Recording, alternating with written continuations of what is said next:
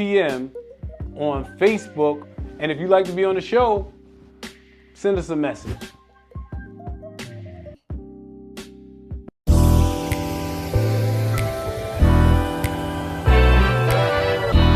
The Manhood Tree Podcast is an extension of all the Manhood Tree initiatives. It's like an opportunity for us to talk freely about the things that we might discuss in group, that we might learn at the men's health events, that we might talk about in our fatherhood monologues, or even brotherhood yoga. It's a free form interview conversation with men in our community that we discuss manhood stuff. We try to keep it lighthearted, but also very serious, because the topics that we're talking about are important. And I think that we are trying to create a platform for men to have serious discussions, good discussions about things that maybe we wouldn't normally talk about. So join us every Tuesday, 6 p.m. on Facebook. And if you'd like to be on the show, send us a message.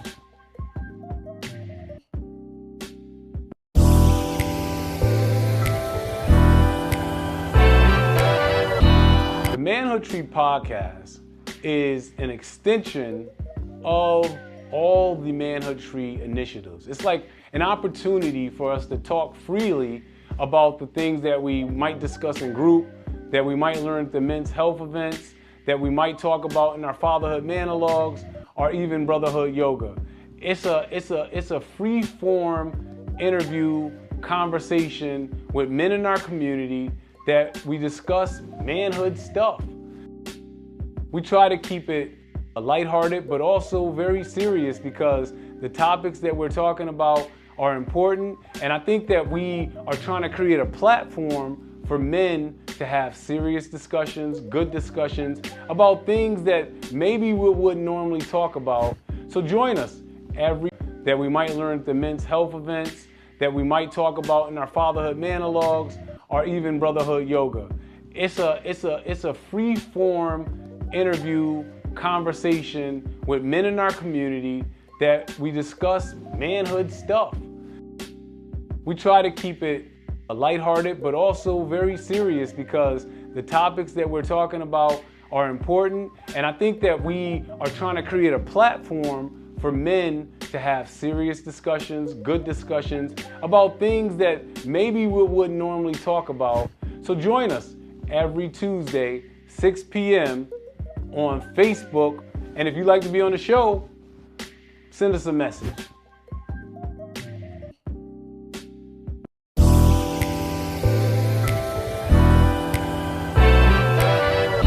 The Manhood Tree Podcast is an extension of all the Manhood Tree initiatives. It's like an opportunity for us to talk freely about the things that we might discuss in group, that we might learn at the men's health events, that we might talk about in our fatherhood monologues, or even brotherhood yoga.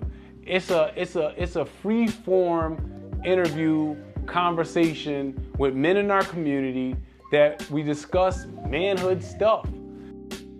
We try to keep it lighthearted, but also very serious, because the topics that we're talking about are important. And I think that we are trying to create a platform for men to have serious discussions, good discussions about things that maybe we wouldn't normally talk about. So join us every Tuesday, 6 p.m. on Facebook.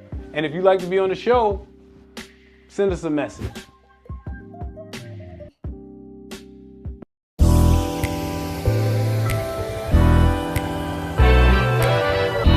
The Manhood Tree Podcast is an extension of all the Manhood Tree initiatives. It's like an opportunity for us to talk freely about the things that we might discuss in group, that we might learn at the men's health events, that we might talk about in our fatherhood monologues, or even brotherhood yoga.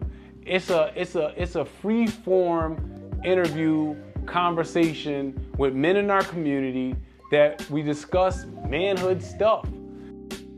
We try to keep it lighthearted, but also very serious, because the topics that we're talking about are important. And I think that we are trying to create a platform for men to have serious discussions, good discussions about things that maybe we wouldn't normally talk about.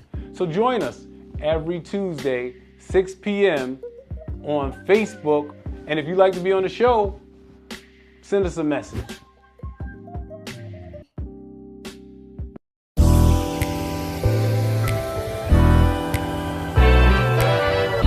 The Manhood Tree Podcast is an extension of all the Manhood Tree initiatives. It's like an opportunity for us to talk freely about the things that we might discuss in group, that we might learn at the men's health events, that we might talk about in our fatherhood monologues, or even brotherhood yoga. It's a free form interview conversation with men in our community that we discuss manhood stuff. We try to keep it lighthearted, but also very serious, because the topics that we're talking about are important. And I think that we are trying to create a platform for men to have serious discussions. Hello, everyone. We are back. Welcome back from vacation. Welcome back from trips. Just welcome back in general. Abdul doesn't know what's going on. I know what's going on. He does? All right. Well, listen, we're back. We're up here. Yeah. Nope. Steve doesn't. Oh, yeah, we're live. We're there. Steve doesn't think he can't hear me. I can't hear you. I can hear you perfectly fine. I can hear you because it's not coming through my head. Can't hear it through his headphones. All right, listen, man. There's another podcast that's here before us. I'm not going to say any names if you're watching. Come on, man.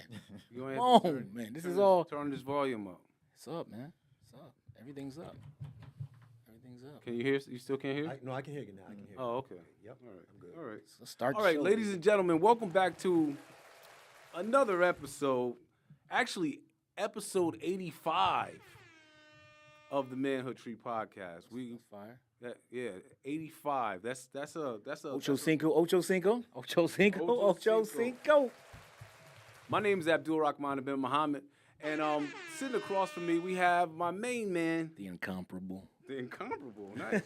Alonzo Lee Beckett, baby. We're gonna let our guests introduce themselves. Take your time. One of the things I think when we have our guests on, they kind of just say their name and they rush through what they do. Today, take a couple minutes. It's okay. I mean, Marinate on it. let's just let tell us who you really are. So, Let us know. Steve, we're gonna start with you. All right. Well, thank you for having me on your guys' podcast. I've actually tuned in to. Yeah, we love that. We love that. Oh, that's the wrong one, but we love that. I'm really glad to be on here this evening. Yeah. Well, I'm gonna keep it simple, guys. Listen, Abdul and Alonzo and Tetrick over here. I'm a Hartford kid. Yeah. I still Talking to Mike. I still refer to myself as a kid because that's who that's just how I feel. And Knocking his joint down. We're going to get this sound right, baby. okay, all right. I'm a Hartford kid. Yeah. Born and raised. 63 years old. Nice. Class of 1980, Weber High School. Okay. Oh, I keep doing those, man. Father of 3. Okay. Married for 24 years, and I like that. Married for 24 years. for 24 years, man. It's tough, man. It's Father of 3. Those are some good stats right there. I got a 33-year-old, I got a 27-year-old, and I got a 21-year-old. Awesome. 2 girls and a boy. I'm a late starter, as they say in the children business. I didn't have my first kids till I was 30 years old. Hey, me too. I have my son at 30. So I mean, it's all good and stuff. North End raised, 4 sisters, 2 brothers. So we're all here. Austin family is well represented within Hartford. A lot of relatives. I love my city, and like I said, we doing this manhood thing, and I truly believe I respect what you're doing. I love Alonzo, what you're doing. You're bringing the media and putting that our stories first and foremost and out front, so people can know that there's a lot of things going on Right. in ourselves that we don't deal with as black men. That's correct. And I know I'm guilty myself because I was kind of raised that way. I got to be honest. I never really believed in therapy because I always thought it was some kind of pseudoscience, and I didn't need to tell nobody my problems. Hell, I ain't got no problem as far as I knew. Right. Until I started internalizing all those things, and I realized my stress in my chest and losing weight, gaining weight, up and down, and know that I can't do all these things on my own. So Mm-hmm. I'm still dealing with things and I'm working through them. But it's always good to have brothers like-minded like yourselves and stuff, you know, and doing the work that you do, Right. giving us a forum, so to speak, Mm-hmm. to have these conversations in these spaces and keeping them safe for us. Right. Appreciate you, brother. I appreciate you too. Yes. I appreciate it. Thanks for sharing that. Tetrick, the floor is yours. All right, Tetrick Stoner, thank you for the invite. Of course. Familiar with you all. You're also familiar with me, so it's family in here. Grew up in Hartford. Went to Weaver High School, class of 04. Mm-hmm. New Haven, University of New Haven, 09, I would say. Father of 5. Nice. Nice. You Okay. up by 2. Yeah. Married 15, 16. So, you know, shout out to everyone, my kids and the family. Yes. Currently practicing clinical work. Okay. Been doing it for less than a year now, going on a year. Nice. And it's been Welcome. It's been See why I got him on? it's been life changing for me. Nice. On so many levels. I have a better understanding of people, Mhm. and mainly myself. Yeah. You know, a lot of it, you know, is just understanding myself Mhm. and understanding people, how they function. Yeah. Just happy to be here. Thanks for the invite. Hey, we appreciate you coming in. Yeah. So tonight, actually, before we get started, so you've been on vacation for the last 2 weeks. I think 2 weeks. It's been a week. Man. We haven't been on for 2 5 weeks. days, but I wasn't okay. away for the whole time. But Well, what's been going on? it's been going How on. have you been doing? Yeah, I want to check in with you real quick. I've been great. You've been great? Just came off the fast. Okay. The Ramadan, you just wrapped up Ramadan. Yeah, so I Eid Mubarak.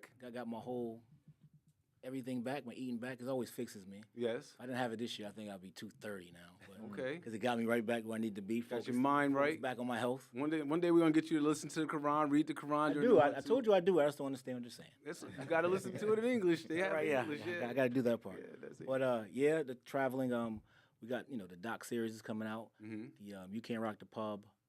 11 on the field, a city on their backs. That's Hartford High, 1994 football team. Yeah, So I got that. I've seen some I of got that doc coming out. Then Yes. that'll be in June. And in August we have the 25 years Loud doc coming out. That's the Hot 93.7. Yeah, yeah. And then in October, the Duke of Bellevue. We got Johnny Duke. Johnny Duke. Nice. Story of Johnny Duke. So I got those working on Wait now. a minute. You got to see, Johnny Duke was the guy Yeah, with the name, yeah. but the trainer was Desi Clark. Oh, they talk about Desi as well. I know Desi. Yeah, Desi was on the other. He was on Undisputed Champs, which is on Tubi right now. You can go all right. watch right now. I just want to make sure we, because I know a lot of guys. I have a I have Desi a, don't get his props like he should. No, they talk about him a lot. They do. They really do.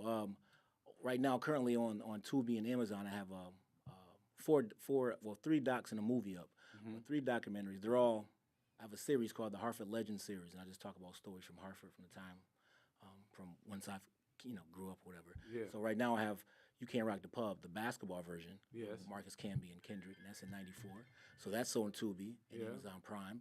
And I have Undisputed Champs. That's the welterweights back in the day with Moochie and Marlon Starling, Moochie, and all those guys back in the day. And then I have The Ice Never Melts, which Yes. premiered last June. It was That's on there. big turnout. as well. And these 3 I just mentioned, they're going to go in there as well. And all I'm doing, and I have Ounces up there. Ounces is the little hood joint. You know what I mean? A little hood joint. I did what is it called when you I did a quick cameo. You're an Ounces? My truck, my ice cream truck. Oh yeah. You're Not right. me. Yeah. Not me. No. So I'm I, thinking, don't wanna, what? I couldn't be a part of the ounces. So- The truck was in there. So what I do is basically put, tell the stories from my city. Other way, do my work that I'm supposed to do to get my money. But Yeah. I put on these documentaries to tell about time. When we was our age and all these great things is going on, Yeah. and nobody know but us. We just talk about them with each other. Now we can get together. You can watch it on Tubi with your family, or I'll have an event. I don't want to say where it's going to be at yet unless it messes up, but I'm gonna have the event. Yeah. It's going to be a blue and white event. They're going to come dress up blue and white like Hartford High, and they're going to eat and enjoy each other's company and reminisce. That's really what it's about. So. I salute you. Am I hosting the panel? We're gonna have a Yeah, panel. yes, again? yeah, I need maybe all I'll of host it. it. Yeah, I was gonna ask you, your son and your daughter, do they want to do the red carpet again in the summer? Maybe they will. You gotta do it. So I got a little kind of like goosebumps when you were talking about all of the documentaries. Yeah. Because it just shows the power how one person could decide to do something, and then it just happens. And so, and not just do it and then put them in a box. They're like on Tubi, so the whole world could see what this little town, Hartford, Connecticut, has done, what they've been doing. And so, kudos. You give yourself a little round of applause, man, just for putting Hartford on your back and putting their stories out there.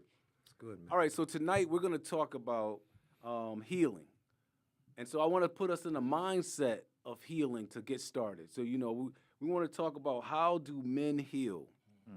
And so, you know, I want us to calm down a little bit. I think one of the things that for healing is that you have to allow yourself to be in a place to heal. You know, your mental, your physical, your emotional. And so I want you to let's take 3 deep breaths. And anybody that's watching it at home, why don't you guys do some breathing too? I always like to do some breathing because it's an easy thing you can do that actually helps you out. So we're gonna take 3 deep breaths, not just 3 breaths, but 3 deep breaths. So here's number 1. Take it in through your nose. Oh, there's a proper way to breathe too. There's a proper way to breathe. You want to lead it? Well, when you breathe, Yes. you're supposed to breathe From your Diaphragm. breathe out, not in. Not people breathe in like that. Yes. You're supposed to breathe out. So when you take your breath out, it should be like that. So you shouldn't breathe in. Oh, okay. You understand what I'm saying? You shouldn't be breathing in, so you shouldn't be sucking in your stomach. You should be Pushing it out. right, and then you breathe out. Yeah. We're gonna have to learn how to do that next time. So Proper breathing. right now we're just gonna breathe in through your nose and let it out. Number 2, breathe in and breathe out. And then one more deep breath in and out. All right, so healing doesn't mean the damage never existed. It means it no longer controls your life. Healing is not weakness. It's work. It's work. Many men were taught to survive, not to heal. So we have a lot of men in our community, men that we interact with on a daily basis, who are out there in the community, and they're just in survival mode. Right. They have pain that they've been dealing with that they're actually not dealing with. They have like a bruise. You can't see it because it's covered up, you know, but they have a bruise from childhood that's still impacting them. It's impacting their relationships. It's impacting how they deal with their kids. It's impacting their friendships, their bonds. Sometimes they go to work and they even have an issue because they haven't allowed themselves to heal.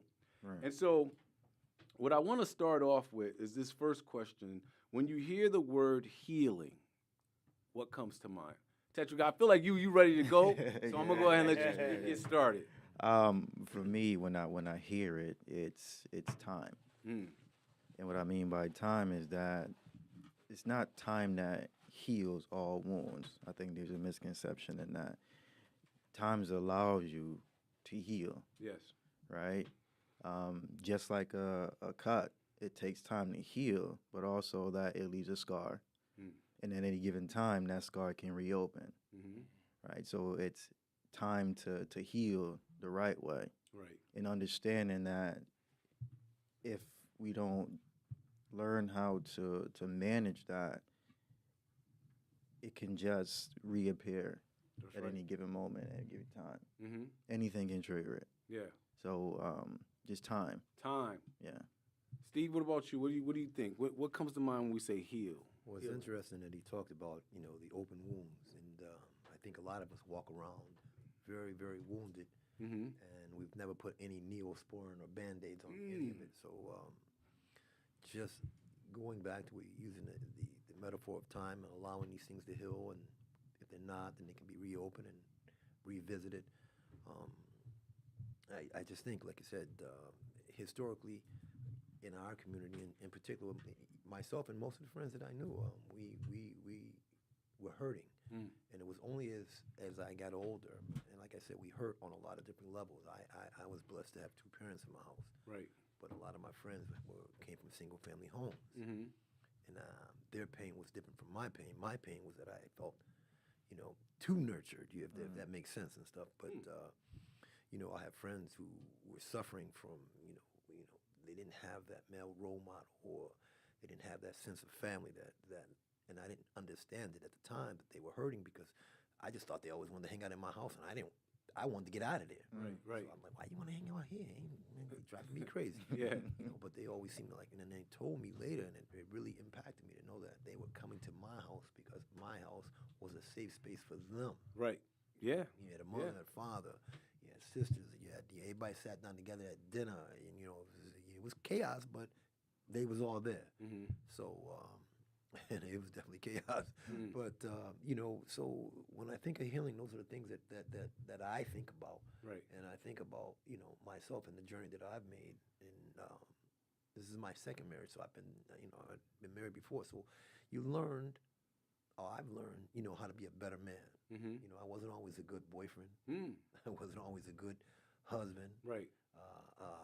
And I didn't know that at the time. Mhm. I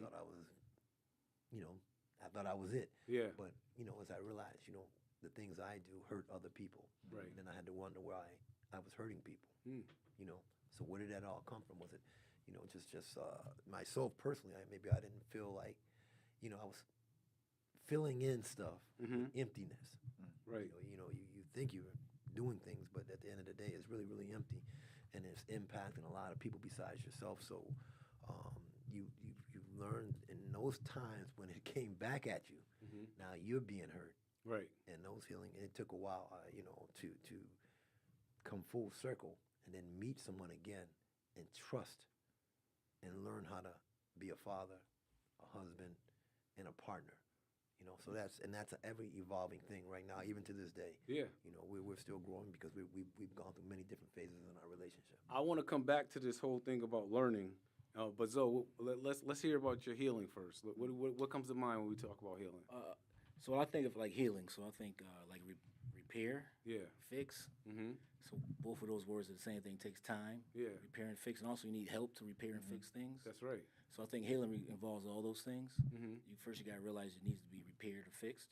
Yeah. And then obviously you probably don't know how to fix it or repair it. So then you find someone that can help you understand what's wrong with you or what you're possibly going through. Mm-hmm. So yeah, I think of a repair and fix. So that I think that would require help Yeah. from other people to do that. So why is it that men don't like, we don't often ask for that help though? Right. So we like, what is it about manhood where like the things that could actually help us, Right. we avoid those things? I don't think we see, like, it's easy for me to do that Mm-hmm. because I know you Yeah. and I know people that know about mental health. So it's Right. easier for me to be like, yo, bro, it's easy because we already have a relationship. Right. It's not like I don't know anybody. I guess it's like the when I was young, I went to Farmington High White School. Mm-hmm.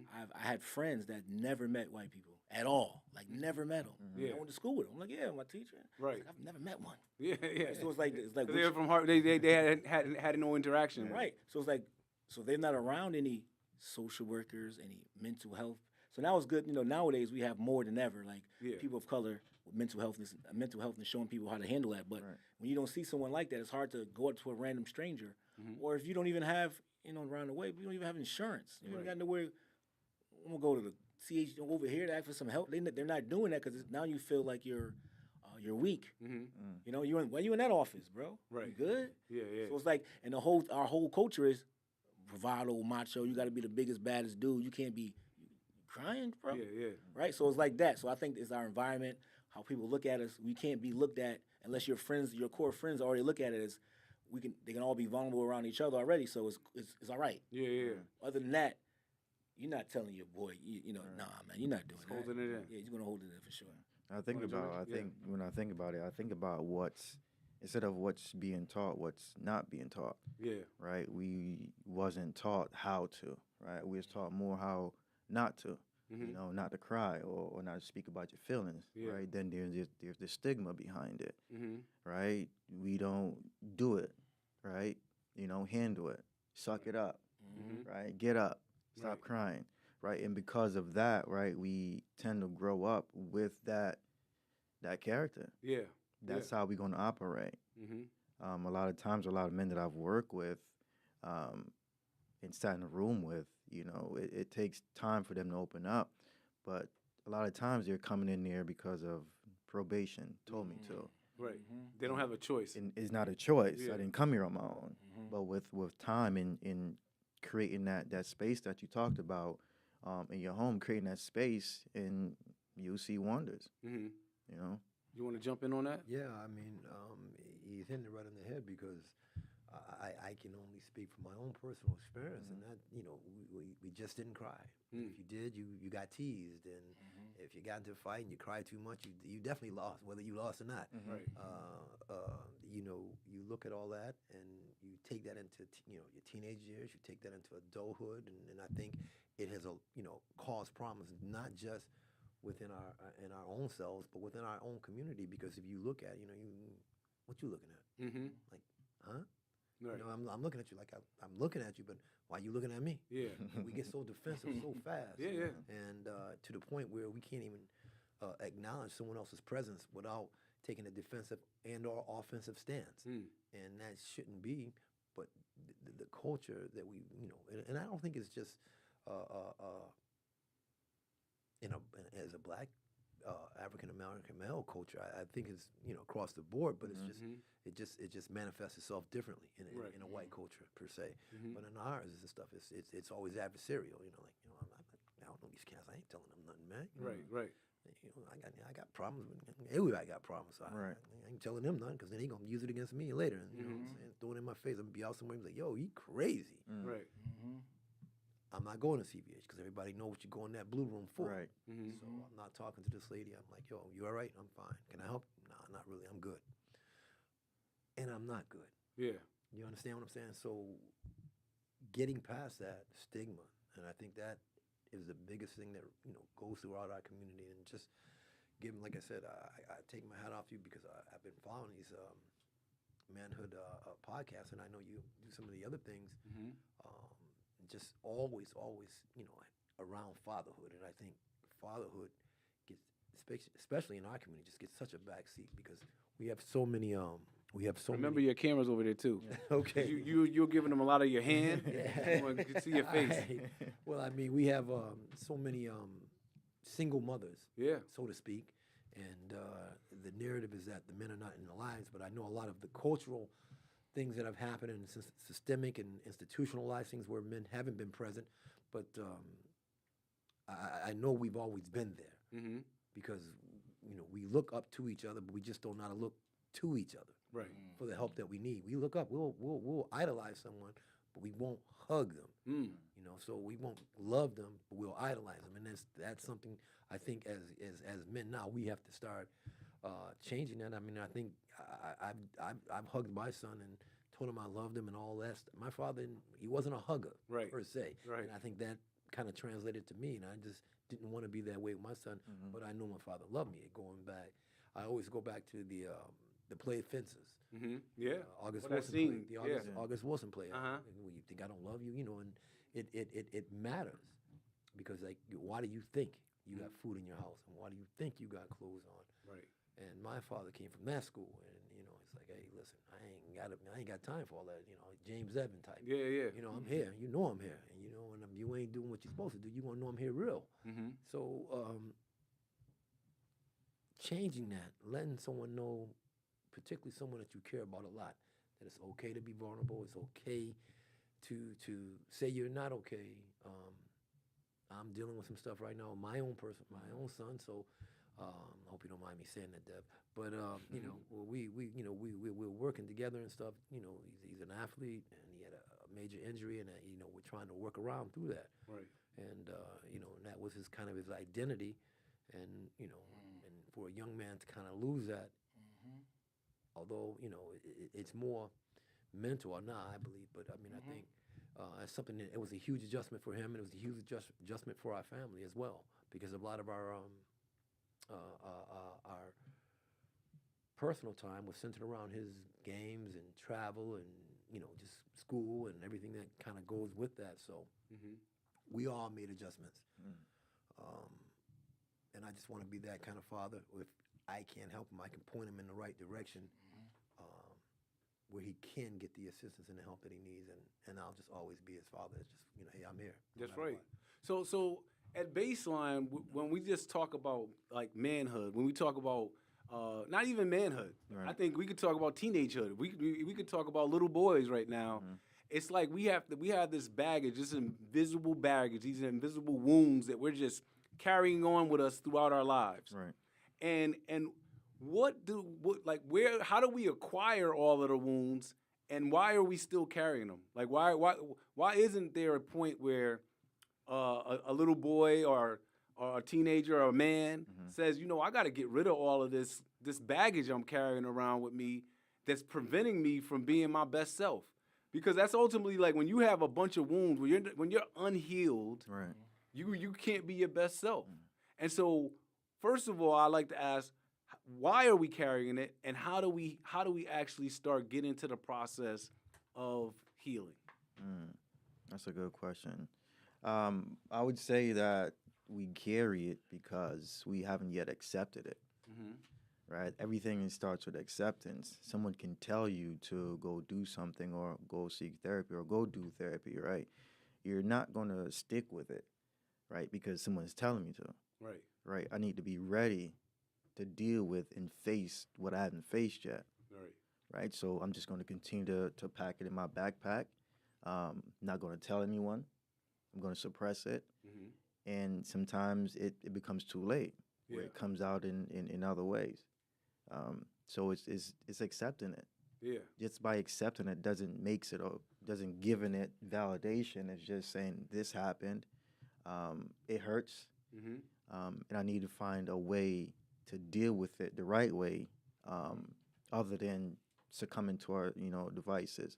Yeah. Right? We drink or we smoke or we do whatever. Yeah, right? yeah, We yeah. party just to not feel how we truly self-medication. feel, self-medicated, right?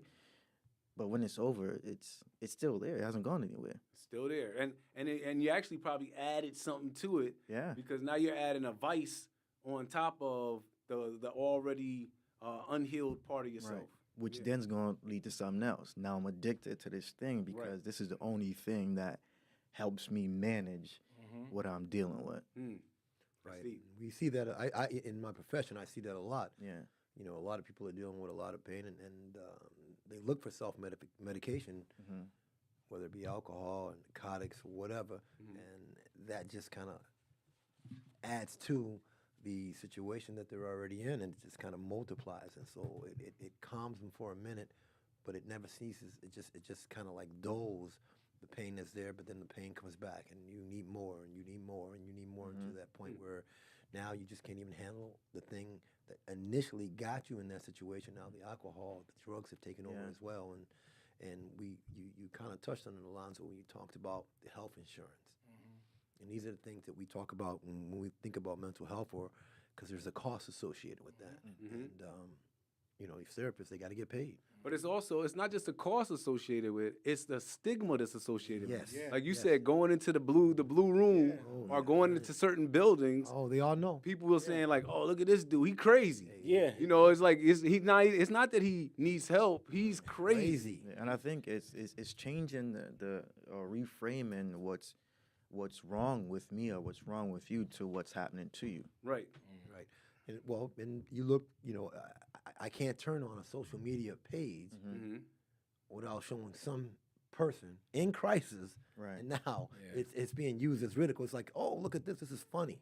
Oh man. And that's everywhere. I mean, you people, they won't help that person. Right. But they'll watch them basically just self-destruct right in front of you. Whether they're taking off their clothes in the middle of the street, whether they're dancing or talking or doing all kind of things. And obviously they're in crisis. And now it's become entertainment for those who, for no other reason, don't know better. Right. It's the education behind it. And I think that is huge because we're not getting it. We never did get it. Right. So if we are trying to heal, I want to popcorn this. We're gonna go around and I want to hear actual things that people who are listening can do to deal with some of the stuff, some of the baggage they've been carrying, some of the wounds that they have, some of the pain that they deal with only by themselves. If they want to start making some changes and healing themselves, what are some things that they can do? So we're going to round robin until we run out of ideas. So Tetrick, we'll start with you. Self-reflect. Self-reflect. So, Educate themselves.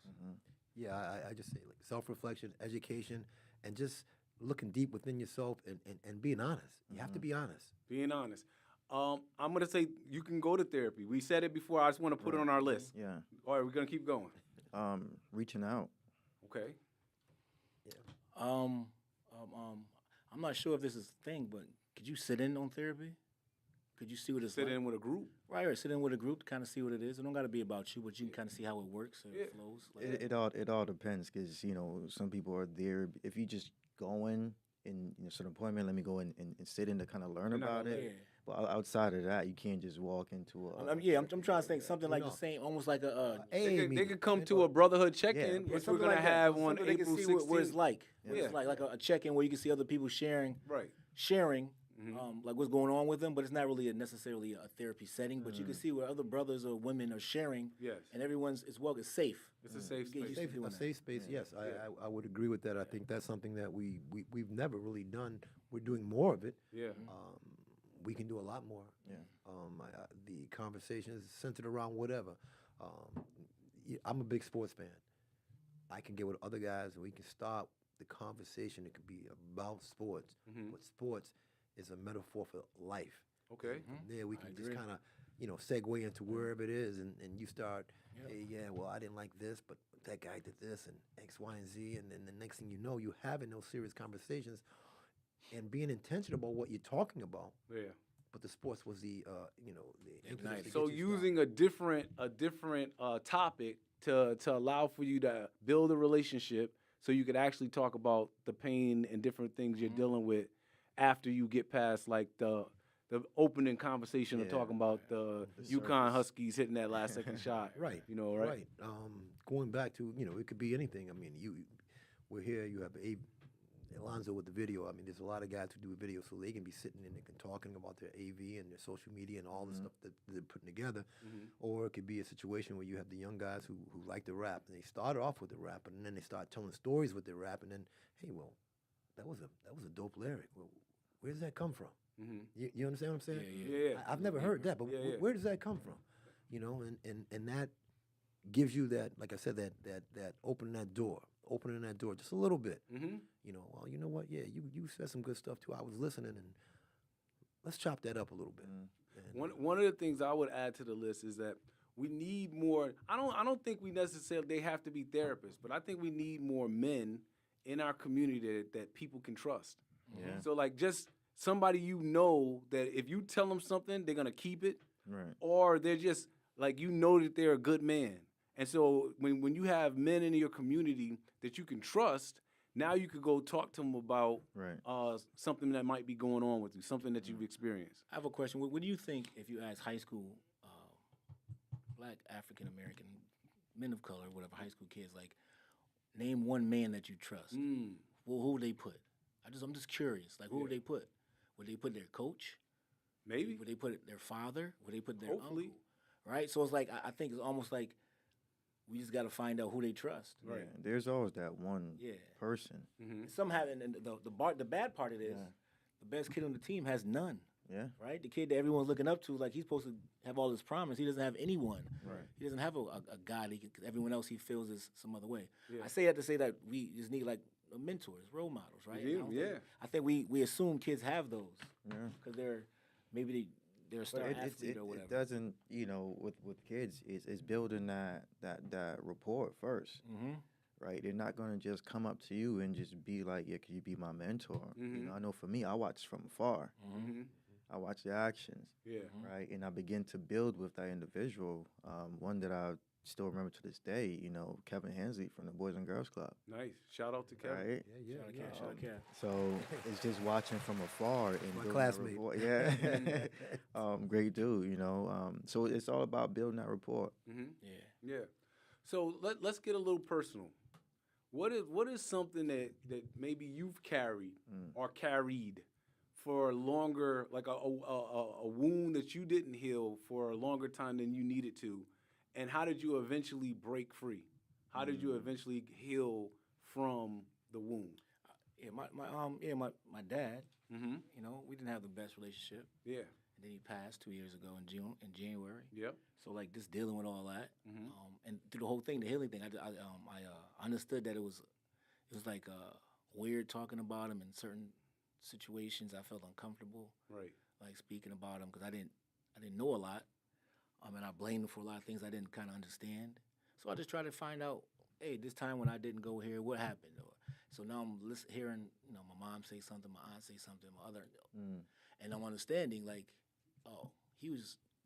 It wasn't really his fault. He was trying, but Yeah. my mom was kind of hard when I was, Right. She'd tell me now, yeah, I was trying to, and back in those days, block him. It was easy to block people back then because they didn't Yeah. have cell phones. Yeah, You yeah. get lost. Yeah, yeah. Right. Yeah. So like, the thing they were going through when they were younger, I realized it had nothing to do with me. Mhm. They were mad at each other, Right. and I'm just like I was in the middle, but I kind of took sides because I'm with my mother. And Yes. now I get older, I realize, yeah, she's gonna put me on. She's gonna make sure I'm on her side. Mhm. Right? Well, she's gonna tell me things, and so just processing all that as I got older, and I was speaking to him later in life, and I was kind of mad Mhm. that y'all was like y'all act like that. Y'all could just talk like you had me in the middle of this, Yeah. and had nothing to. I thought it was all about me, like it's because of me Yeah. why this is happening. It had nothing. Y'all just didn't. It was it was them. It was them, And you being- needed him. You Right. wanted him, right? She was like, "Nah, you can't because you don't want to be with me, Right.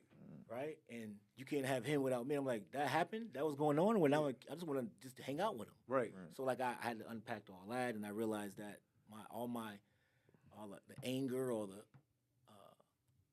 disappointment I had in him was really not his doing. He was truly trying. I don't Right. like what else could he possibly do? I'm thinking like, man, he did. And the other thing I was saying, could kidnap me, right? Mhm. He did. He took me Wow. from my mother when I was 2, and I went down south Yeah. for 2 years. Mhm. And my grandmother, my mother's side, had to go get me Yeah. because they wouldn't. You know what I'm saying? So that all that happened. Yeah. Wow. I'm like, man, I didn't even know all that happened. Right. So I'm just thinking like all the turmoil and all the stuff I'm going through. It could have been if they would have talked to me about it. If I'd have known, it would have been easier for me when I got older. I wouldn't have resentment when I'm in college. I'm going playing basketball and stuff. I'm like, man, he don't care about me. Right. Right. He never did. And it was never like that. Yeah. Yeah. So yeah.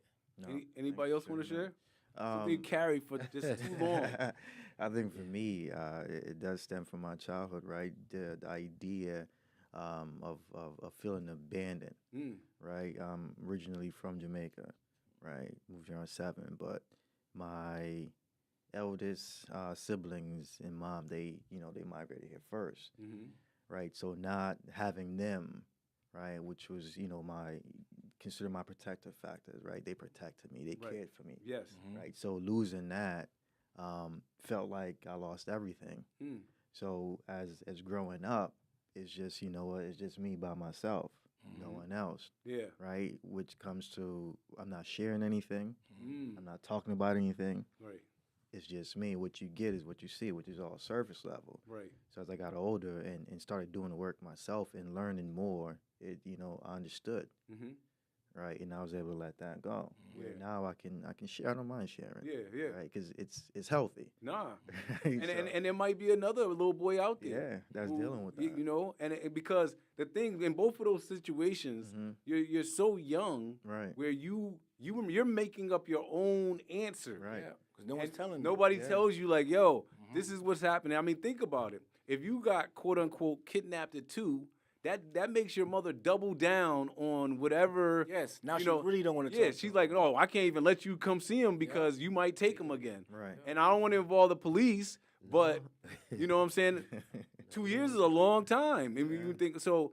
But when you get into, but she doesn't realize that you, as a young male, have a desire, or even if you're a female, have a desire for your dad. Mhm. And then when your family moves from Jamaica, you don't. Yeah, they're going to the U.S., but Right. as a 7-year-old mind, you can't really put it all together how it really is. And so that loss, that lack of being with your family, or your mother and your sibling, it really has a huge impact. Absolutely. Even though they were trying to do what's in the best interest. Best interest. You know what I'm saying? Right. And it's just creating that narrative, right? Feeling unwanted. Like you said, was Yeah. it me? Was it something I did? Right. Right. And Yeah. just dealing and battling through that. And, there's a light at the end of it. You just have to do the work and willing to face it. Right. Yeah. Yeah. Steve, what about you? There you go. Your turn. Well, no, it's just interesting. I'm listening to all the family things here. I had a sibling rivalry with an older brother. Yeah. All right, as crazy as that sounds, it made us actually really good athletes because we competed against each other all the time. But you know, he was older, so he could beat me physically. So that was a problem. Yeah. That was a problem because the funny, you know, I'll give you an example. I'd get out in the streets or whatever. Anybody mess with me, my brother would beat him up. Now, let me tell you the psychological part, because as soon as we get home, then he'd beat me up. Oh. Well, nobody else can beat you up, but I'm going to beat you up. Now, I don't you just protected me out here. Right. As soon as we get in the house and I touch something of yours, you're beating me up. Right. It just messed with my head a lot. It just did. Yeah. And I resented him for that because I like you know, people are like, oh, your brother's always helping you, he'll back you up. I'm like, I don't know, this cat crazy. Yeah. You know, because he be doing some crazy stuff in the house and stuff. Right, You know, right. Y'all just don't know. Yeah. But that it took us a long time to get to that because it was only really I got about 10th, 11th grade because then our weights started balancing out. I was putting on more, you know, and then you know I was getting a little more confident. I felt more growing into myself, so to speak. Yeah. And then I was like, I'm tired of this. It ain't happening no more. So we kind of came to an understanding. Well, those whoopings are gonna stop. Yeah. And but even the competition continued though, and it wasn't just physical competition. It was for everything. Just if I got this, he had to get that. Right. If this was going on, he had to get that, or I had to do this. And I'm like, why? And it actually kind of, it really went deep into our adult lives. And I mean, we were in a, you know, even just before my brother passed away in 2007. So it went for years. And you know, from the outside looking in, except for, you know, close friends, they all knew because they can see. Right. But at the end of the day, everybody's like, oh no, y'all good brothers. I'm like, no, because I worked for him. It's crazy. Yeah, I worked for him. So, you know, he had his own company, his own business, very, very successful, and I worked for him. And you know, but inside that, the dynamics never changed. Because you're always a little brother. Right. Like, but I'm trying to establish myself, and in every other situation, any other circle, any other space, I was that guy. Right. But then I got in his space, and I was pushed back down. And you know, it got to the point I didn't want to be around him because every time I had to be around him, it kind of diminished me. So I was like, well, listen, I'm the man over here. I don't want to be any space where someone's gonna try to push me into a corner, and I just didn't like that. And then so we had to come full circle with that. And like I said, it was actually, you know, before he died and stuff, you know, we tried to talk a little bit, but you know, I held that for a long time. Even I resented him. Even after he died, I still, you know, I would. But then, you know, we had so much in common, and I think a lot of that is because of closeness. I mean, we slept in the same room, wear the same hand-me-downs. You know, there's a lot of little things that you share, but at the same time, it just pitted us against each other. And there was some other, you know, dynamics. Like I said, just sports, girls, grades. You name it, you go on and on and on. I mean, I'm in a, you know, back when I was growing up, you only had 3 channels on the TV setup. I'm in here watching Saturday morning cartoons. He come and just turn. Right. Yeah. He didn't even really care. He just turned because he could. Yeah. And then you know, I'm like, yo, so we're fighting over the television set on a Saturday morning, and inevitably, I knew I was going to lose that battle. But you don't even really want to watch cartoons. Right. So I don't know, and I think that was something I don't know, his older brother is crazy. Like I said, no one can bother me, no one on the outside, but internally, this is what I had to deal with. So I don't know. I mean, I don't know who was worse. I'd rather go deal with the guys outside because at least I know how to handle that. Yeah. But you know, I got to come back in here, and oh man, don't mess with you because James, you know, his brother will get you. Like, no, he getting me anyway. Don't y'all know? You know, so. That was something, and you know, he's a little heavier. Like for a long time, he's a lot heavier and bigger than I was. And like I said, you know, I had to grow into my own manhood and learn how to, you know, no, this is not going on like that. And then we just kind of continued to compete. But it was something that even to this day, you know, he's been passed away almost 20 years now. So the thing is, you know, it's in my mind. You know, I think about things and I look. Well, you only live to be this age. I'm here. Yeah. You know what I mean? I'm still here. Still competing. And I'm still competing. I'm still doing great. I'm doing this. You And- might not have let it totally go. Yeah. It might be something that's still. I don't think I ever have. I mean, because it's something, like I said, it depends on what it is. Right. I'll be in a situation, Mm-hmm. depending on what it is, or a song will come on the radio, it'll something that will trigger a memory. Mm-hmm. You know, I say, oh, bam, okay. It could be something on television. I don't watch cartoons, but I'm saying it could be something that a flashback to Right, something. yeah, else. yeah. Like, oh man, and, you know, old Monday Night Football game from 19 with Howard Cosell. I hear that voice, and I'm like, oh boy, Yeah. you know, because at halftime we fighting. You Right. know, so Right. this is what I'm talking about. And so people are like, why you don't like what? No, man, I'm not with that no more. I'm gonna stay in the same vein. I feel like I don't know if I've totally let go of like with the loss of my sister. Mm. So we could talk about childhood, but this is like recent, like in the last 7 years. And I think that one of the things, it's like I always talk about the regret of, you know, in life, she's my big sister. And it's like, were you thinking, so like when I started my agency, she worked for me and stuff like that.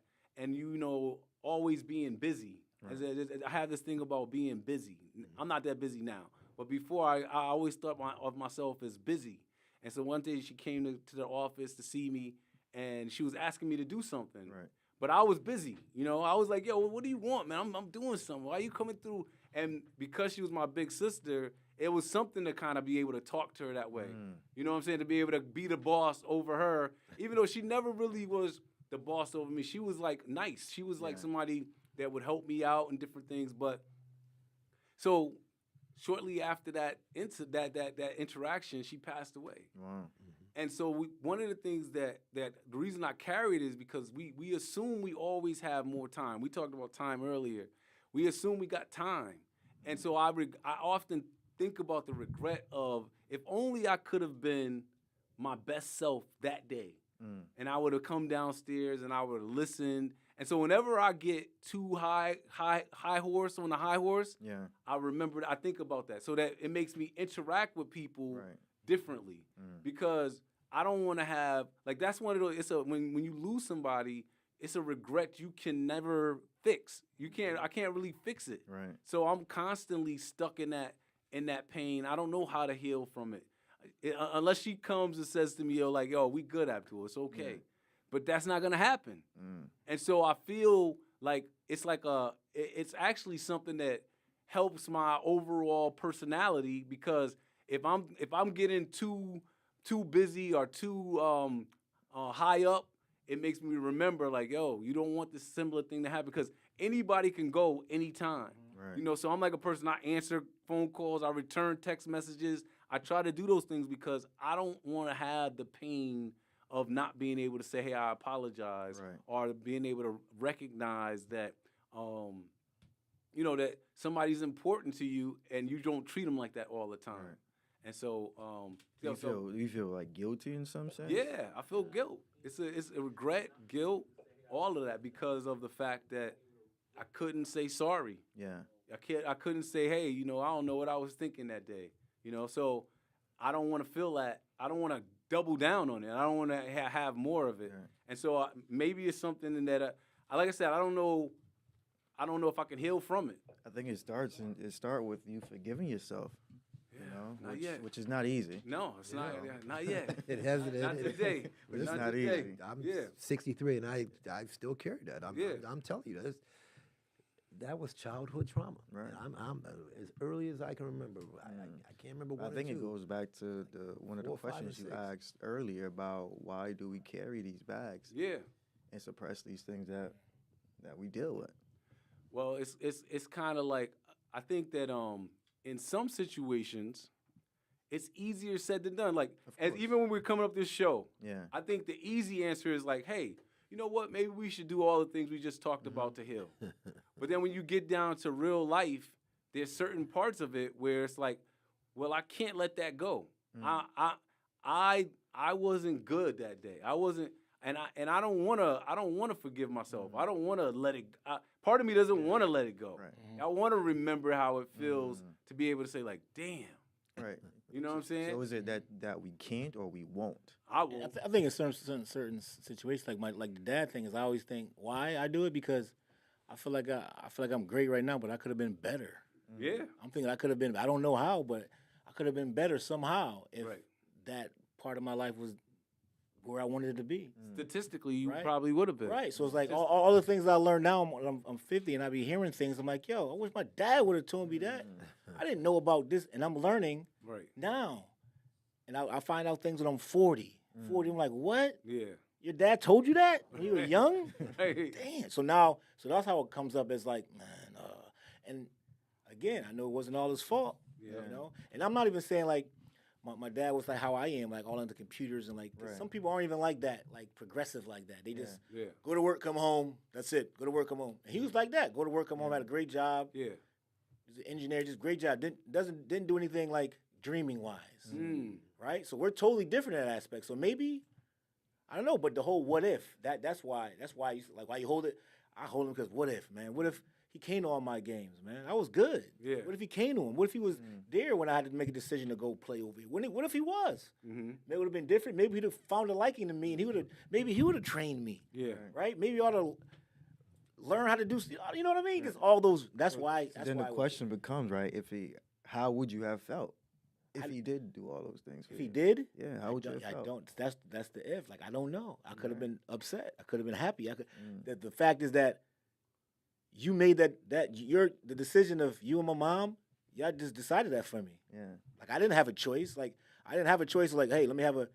I got whatever was left, and I made the best of it. But I'm saying like for my son, for example, I'm like, hey, I'm here. You need to talk. We could talk. I'm there. I'm support for you. Right. That's all I wanted. Be my support for whatever I wanted to do. And then, so my son, I'm going to give him that. So he can't say, man, what if he, nah. And in my instance, I can say, I made all the decisions. My coaches that was with me, that was my fathers. Yes. Right? My mom, boyfriend she had every day that thought they were my fathers. Yes. These guys are trying to help me. I'm like, yo, who are these dudes? Right. You couldn't lock in with them. Right. So I had to figure stuff out. So now I resent that the most. I had it, me. Yeah. As a 18-year-old, 19-year-old, 20, you know what I'm saying? I gotta figure out these things. All right, so let's do this because we're stuck. We're stuck right now. Me and you. You might be stuck with us. Well, He's listen, the only one free. We're not free. Listen. It's there. Okay, so I think that, but one of the things that we can do, Yeah. that we all can do, we can make a decision right now. We can say that we're gonna work on this piece of pain. We're gonna work on healing. Right. You know, so it's like one thing for us to lead this podcast tonight and be like, all right, back to whatever we walked in here with. Right. But realistically, like you said, I could work on forgiving myself, saying like, hey, you had a bad moment. That doesn't determine everything about you. Right. And I'm gonna say that. Maybe that's a mantra to say, hey, don't have a bad moment. But and saying that I'm gonna let myself free from holding myself like accountable to that moment for the rest of my life, you know. And maybe you say, maybe you look for You know what? the positives within that relationship with your brother. There was a lot of positives. I mean, I can point to so many things that we did together. We had a lot of fun. I mean, listen, we had some adventures. Yeah. However, you know, this was an inside thing. Like I said, you know, it was like deep inside. So That was most impactful you know, to you. and you know, on the outside looking in, y'all brothers, y'all just two brothers, y'all have fights, whatever. But it went deeper than that. Right. You know, so for me anyway, I was always a younger brother, so I was a little brother, younger brother. Even though we were only 18 months apart, I was like, you know, you would have thought we was 10 years apart. Right. How sometimes So what's your one step for the heal? well, I mean, you know, One thing you're gonna do. well, you know, for me personally, I at this moment, you know, I just kind of have to, you know, he's no longer here, so we can't have that conversation, Right. you know, and I don't want to pass that on. I don't want, you know, if my son had an issue and he's like, well, I'm not going to talk to him about it. I want him to be able to talk to me about it. So I am going to let him know, you know, just if nothing else, so he can understand the dynamics and within our family. I mean, our family, we have a big family. We have a lot of sisters and aunts, and everyone has their own unique personality, very, very unique personalities and stuff. So, and they're strong. So when you have all those strong personalities within one home, it can go one or two ways. It's either chaos because everybody's arguing, or you're able to figure things out and move it forward. And we got a little bit of mix of both. Yeah. There is some chaos. Can I ask one question though? Yes. Right before we move on. So, what's one thing, right, you would tell your brother if he was sitting in this room with us? Man, why you always just mess with me, man? Yeah.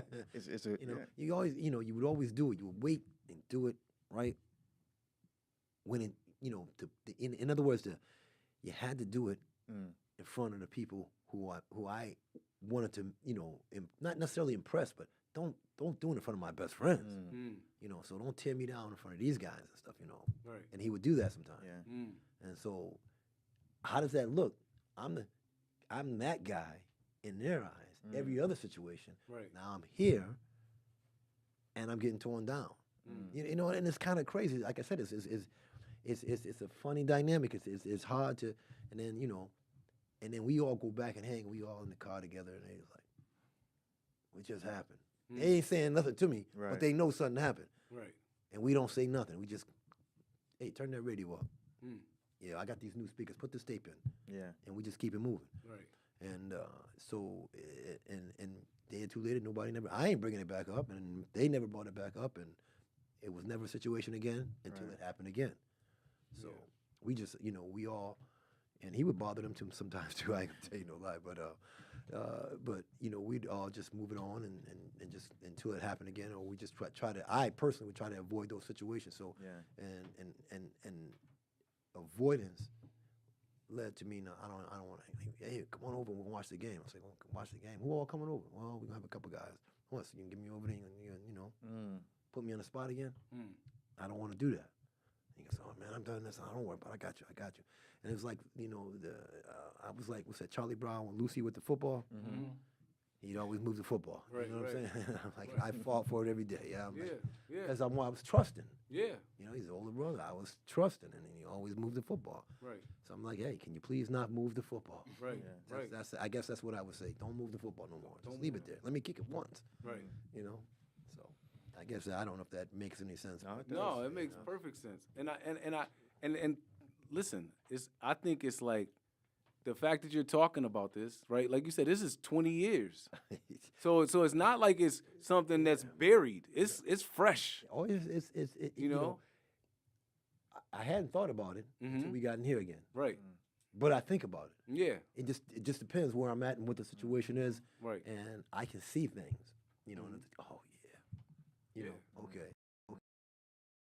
And that's why I'm really funny, in my life. I watched, kids growing up or adults. I don't really like bullies. That's right. As a matter of fact, I can't stand them, and I always check them. Yeah.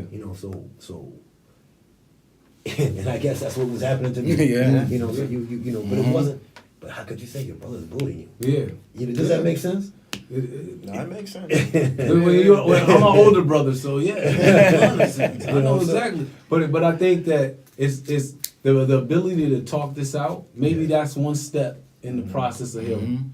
Maybe this one, step one of 10, and maybe it's this is us on the podcast tonight, and maybe there's other places you might want to talk. Like I said, I'm sure there's some of the guys out there. They know guys who got older brothers, and y'all close in age, and it's one baseball glove, it's one basketball, Right. it's one football, and you got to share all this stuff. Yeah, Well, some people get to share it a little more than you. that's right. And the old hope might makes right type, attitude. Like, wait a minute, Yeah. that ain't right. And I told my father, he said, oh, y'all boys figure it out. Mm. That's my father, because he was busy. Y'all Yeah. figure it out. Well, I knew what that meant. Right. Duke it out. Yeah, But you you know what I'm saying? I'm like, come on, we got to do something better than this. I can't always keep fighting. One step at a time. We're gonna get there. So, what are you gonna do, Zoe, for your healing? I think I'm healed. You feel okay? No, but Hey, I wow. know why. Why? Well, you said, why do I hang? That's why. Like, I understand that they were young, Yeah. right? And they 20 and 23 years old when all this was happening. They don't know what's, And like I said, they didn't know to think about me, how I would perceive all this when I got older. They were just thinking about themselves and what relationships they were in and who they loved, whatever. They were thinking about their lives. I understand that. but still. Yeah. You say, why could you hold it? Because of all those things that I said before. Because like, what if? The what ifs. Like, what if I had that? What if I wanted that? You know, I looked for that. I remember looking for that a lot when I was a kid, right? For like a father figure. That's why my coaches were. I played basketball. Maybe that's why I was at practice late. I would be with him all the time. Always with the coach, always. Yeah. Run through the wall for the coach, because that's like my dad, right? That's all, and he was kind of like my dad, right? All my coaches. So, I just know I needed it. Yeah. I know I needed it. I got it from some other places, and I turned out okay. But I know I needed it. If I know I needed it, I know other kids feel, even if they don't say anything, Right. they feel something like missing.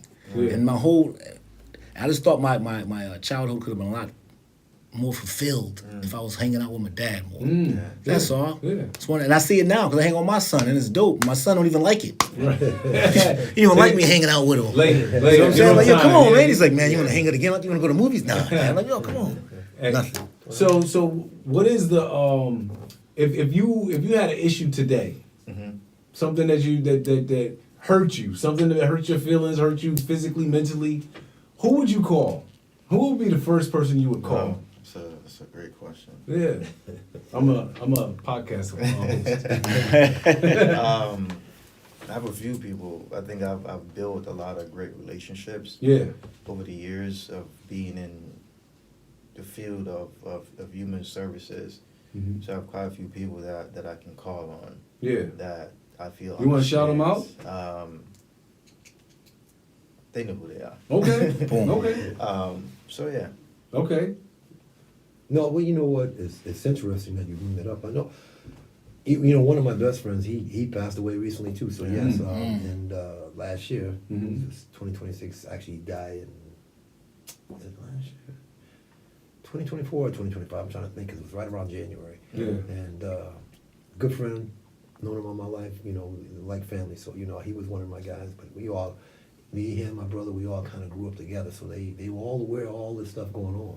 Like I said, we're all in that same very, very close-knit circle. So, but he was my man and stuff. He was kind of like a sounding board. Because, you know, he would kind of like, you know, check my brother, like, hey, y'all need to stop, leave Steve alone. Yeah, You know, that type of stuff. So, but when he passed, that was kind of one of my last guys that I mean, I do share with other people and stuff, but one of my other best friends, he's kind of going through some things right now. So I'm trying to help him get back on track. And because, like I said, he is a good friend and real one of my best friends and stuff. He's going through some stuff, but he's a real good guy. And so, you know, even when he's still going through it, I'll talk to him because, you know, he understands me. He's a brother as well. Very similar dynamics and stuff. And Right. so, you know, we I think that's really why we bonded and stuff so tight, because we were brothers going through the same kind of dynamics, dealing with those situations. And so we you know, plotting how we gonna get them. You know, so we used to laugh about that all the time and stuff. And Can I interject? Yes. One of the things that you just pointed out that I thought was interesting is that as men, you know, the average lifespan of a man is 72 years old. Right. And so as you get older, you start losing the people that you could turn to. And I don't know if we talk about that enough. It's like, you know, there's a certain point where you're all the same age, you're young, you're healthy, but as you get older, Invincible, you know. Yeah, you're invincible, but as you get older, the people that you might have leaned on, maybe they've passed away, maybe they're dealing with their own physical, mental, personal stuff, and you don't want to put another thing on their plate. Right. And so that's a whole nother realm of having to kind of like hold the bag by yourself. Yeah, well, you know, it's interesting to say that because it was just in the last, you know, I would say last 24 months, I've lost 5 friends. And, I'm like, my gosh, you know, and it makes me look at my own mortality a whole lot differently because, you know, I'm like, man, was that pain? Yeah. You know, I'm like, I don't want to, you know, because they kind of died suddenly, and I thought we were pretty healthy for the most part. Yeah. And so you know, for me, you know, I'm looking at things. I'm trying to get all those physicals, get all those, you know, cancer screenings and all of that, you know, your colonoscopy and your prostate and all the things that us as, you know, men, we don't really normally take care of. But I'm trying to be on top of it. Right. But I will say, you know, and I'm gonna say, and I'm gonna leave it at this. You know, people will say, well, because this is how he framed it. Well, everything I'm doing to you, it's gonna make you tougher, and it did. in a lot of ways. It made me tougher. Yeah. I definitely was not scared to deal with other people outside of my own home. Like, if I can deal with this fool, I you know, I can pretty much handle anything. Right. And that gave me a lot of confidence on a lot of other levels. Mm-hmm. You know, it allowed me to approach things from a different perspective, and so I'm always going to thank him for that, because yeah, it did work. It did work. I don't like the way it was administered, but it had some positive effects. So, and that being said, I mean, I you know, people say, well, would you change anything else? Well, yeah, of course I would change some things, but a lot of the positive, like I said, the things that allow me to thrive outside of that, you know, outside of our dynamic relationship, was based upon the things that he did to me within that relationship. So, you know, you can say, well, look how good you're doing now. Look, you know, not in terms of work, but just mentally, physically, just everything about, you know, your work environment, your school, your education, your relationships. Look at you, you're thriving, you're doing well, blah, blah, blah. And if I hadn't used to beat you up, you never would have been like that. I'm like, That's big brother thought. Hey, that's some thought twisted process. logic, but I mean, okay. Yeah. You know. So who would you call? My friends, I'll probably call him like Marv. Yeah. Marv is a pretty positive guy. Right? I call you. I'd answer. I call Joaquin. Nice, Joaquin. Like I called Malik. Some things that if I needed them, I called Demetrius. I've called him. You know, I call people like that. Yeah. That could give me That's a some good sound list. advice, man. You know who I would call? Ghostbusters. No, I call him Ghostbusters. I would call Dave. You call Dave? Yeah. You call Dave? Where's the horn? So we know the people, right? But it's interesting. For all things? Not all things, Okay, but there you go. but they shall. If it's certain things I'll talk to my wife about, obviously, right? Are there other questions? There's some But I'm things. talking about men. If there's some things you'd say, they shall want to call Dave. She'd be like, don't. Yes. See, all right. So I know. No, but I know what some of those the things. reason Don't call I Dave. would call Dave though is because I feel like he is separated from me in Connecticut. Yes. So it's like he lives in Detroit. Yep. And he doesn't have to, like, it's almost like he's a safe space. Because here I feel like I have to still be me. I gotta be me in a sense. Yeah, he's oblivious to all that. He's not oblivious, but it's like in the sense of saying, like, it's not like I feel like you would turn your be like, yo, you know Abdul was crying the other day. I don't feel like that, but I feel like it's like he's a person where it's like he's not in the mix. Right, yeah, I got you. Yeah. And it's like, so you could My talk brother, to him, my brother too, you know, the same thing. Yeah. And I have other friends like that, you know, that if I, you know, wanted to talk about something, I could call them because they're like not necessarily here, right? You know, they're not in my world every day, and because in this world right here, in this version of the world, I feel like one of my roles is to create safe spaces, to work with men. And so you need to maintain a certain level of, I'm doing good. Yeah. You know, everybody knows I have health problems, but other than that, Yeah. Pretty much in your domain, you're king, so you can't really ask people around your domain. you can't, so it's hard to You're like, yeah. sure, you're great. Yeah. Yeah. So I would reach out to him, but like I'm sure a lot of weight. We were talking about men, Yeah, of course. but I think that realistically for me, my wife, it takes a lot. You know, she's like building, you know, giving the little build up on a regular basis because once again, she's a person that sees me once all the suits and all that stuff is off, and it's like, whoo, I'm at home now, and it's like now we can talk about how, you know, like, this is how I thought something was gonna go, and it didn't go that way, and you know, how do I feel about it? So I think that that's another person other than a male that I would call. Shout out to Day Show, man. Always shout out to Day Dr. Day. All right. Any closing comments on healing? I feel like maybe even advice. I would even go to the extent of advice. Tetrick, I'm gonna hold you for last, so you just think a little bit. I'm gonna let Steve get it because it's gonna be about 15 minutes. So let's Steve go first. Then I'll go to you, Zoe. No, but this is like if somebody's listening, and they, you know, we've talked a lot, but if you wanted to give them some advice around how they can heal themselves what they can do from your perspective, what would you say to them? Avail yourself to treatment. I mean, listen, guys. All I'm gonna say, if you can afford it, even if you can't afford it, find someone, a mentor, a friend. If you have trusted someone who can recommend a therapist,